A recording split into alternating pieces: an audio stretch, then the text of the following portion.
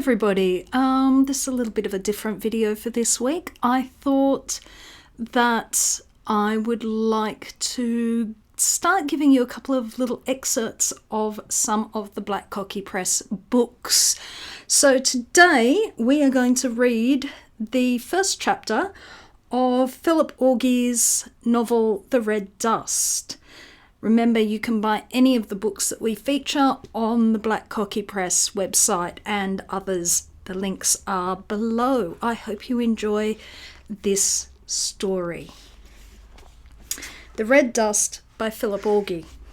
Chapter 1. Laurie's Dawn, February 1965.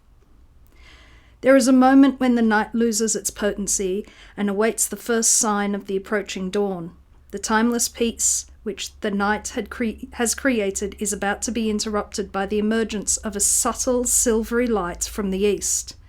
The night creatures, having moved carefully not to disturb the calm, looking for their hiding place to protect themselves from the day's light. Soon the sun will signal the beginning of the day's events. Soon light will enter the scene to reveal the open plains, the parched landscape, the red dust, the waterless dams and the starving sheep. It is the view of a drought. It is usually the coolest part of the day. The vibrant heat produced by the previous day's relentless furnace has had time to diminish in its intensity. Country reluctantly waits for the sun to rejuvenate the inferno. Sometimes in the winter there is a frost, but on this day in late February to be cold is a fantasy too far in the future to be contemplated. Sparrows begin to chirp on the gum tree outside Laurie and Marg's bedroom. Their noise was enough to stir Laurie from a restless sleep. He opened his eyes and saw the first glimmer of light coming through the window. It was enough to move him from his rest. He moved carefully so as not to disturb Marg. He yawns as though in protest against a night that did not yield much rest. It was either the intense heat which lingered or the concerns he still held from the previous day's dilemmas that has led him to be still weary. Whichever it was now is now history. The thought of the latter drove him urgently to find his clothes. They were in the usual place, piled in correct order, washed, ironed and arranged neatly. Marg's doing, of course. The clothes comprising baggy blue trousers which already held the scars of Marg's needlework, a green t-shirt which had now been pulled, unshaped and uncoloured, and a blue woolen jumper, although when bought fitted him well, now fell off him like dead wool off a sheep's hind quarters, if needed. The socks are at the bottom of the pile. Here, there was no need for fashionable garments in this place. Now attired with socks in hand, he moved out of the bedroom and into the tiny kitchen leading to the door outside. He moved quickly, almost with military precision, like a serviceman on a solo mission. He knew what had to be done, and there was an urgency in his movements. The enemy was out there. It had always been out there. It was never going to be defeated. It was a war against the elements, the droughts, the floods, the heat, the isolation, and the toil. It was an enemy that always held the initiative. Once outside the house, he was met by much cooler air. The house tended to keep the day's heat in for longer. The nights were always too short to gain parity with the temperature outside. He was greeted by the two Kelpie dogs, Flight and Sergeant, who had been very patient in their wait for his appearance. With Laurie's appearance, their greatest joy was now realised. Named after the rank Laurie had attained while enlisted in the RAF during World War II.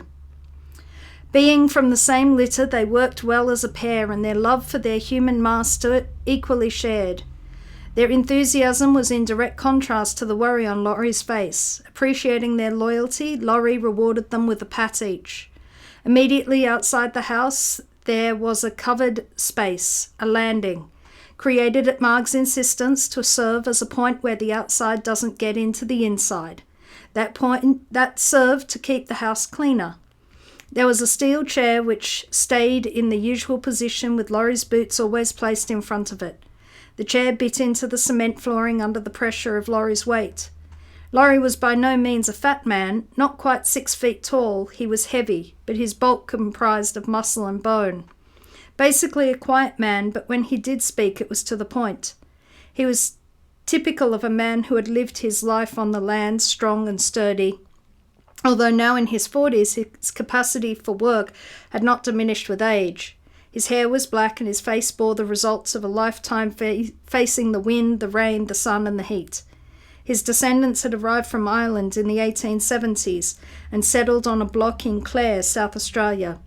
In 1920, when Laurie was 5, the third child of a family of, at that stage, 5, his father heard of blocks opening up in Talimba in New South Wales.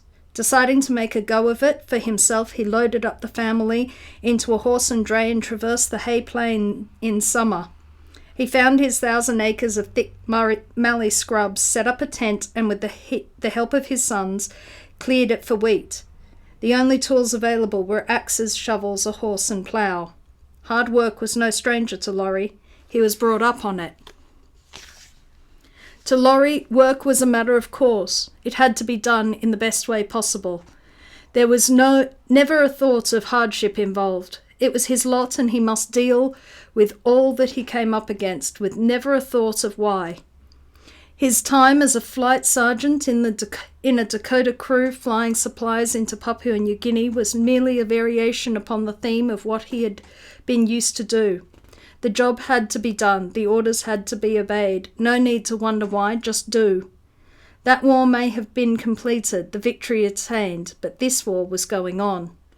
He noticed the extra weight on his boots when he lifted it to place on his foot.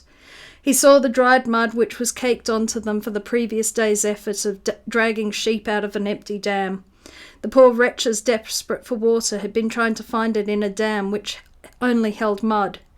Conscious of Marg's insistence on a clean house, he picked up the boots, moved to the closest space away from the landing, and with his arms crashed them against each other. This cleared the mud off them, and the chair took his weight again. Boots on, broad brim hat with the distinct sweat marks placed on his head, the dogs jumped with excitement as he arose to face the day. He could feel his boots crackling on the dry leaves of what was, in a good year, green and vibrant kikuyu. The gum trees which lined the house yard gave a faint sound of air passing through them. It was a good sign. They hadn't been stirred by any breeze for days. The forecast was for a southerly change to come through this evening. There might be the possibility of rain. As he moved up the path towards the gate, he felt the air on his face. It was coming in from the northwest. It is a definite sign of a possible change in the offing. The dogs had reached the gate out of the house yard well in advance of Laurie and had impatiently jumped it before Laurie could open the gate for them. As he closed the gate after himself, he paused to look at the view through the glowing morning light. All was red. The ground, devoid of any vegetation, was red to the horizon. The redness of the ground corresponded directly with the red now filling the sky from the approaching dawn. It was difficult to detect the straight-lined western horizon of a perfectly flat landscape against a sky of similar colour. He accepted what he saw with little expression and moved towards the corrugated iron shed to the west of the house. He picked up a shovel, some wire and a knapsack of tools and headed south on the tractor to the furthest paddock. That was where the trouble had been. That was where he had spent the previous evening trying to repair a bore until he couldn't see what he was doing. That was where the sheep now in the adjoining paddock had got bogged in the waterless dam. This was where today's battle was to be conducted. So I hope you enjoyed that. That was chapter 1 of Philip Orgy's The Red Dust. If you'd like to hear more of it, you can pop across to the Black Cocky Press website, www.blackcockypress.com.au, where you will find this book and others, writing services and other assorted things to help with your writing. And I will be back next week with a new video. So until then, bye-bye.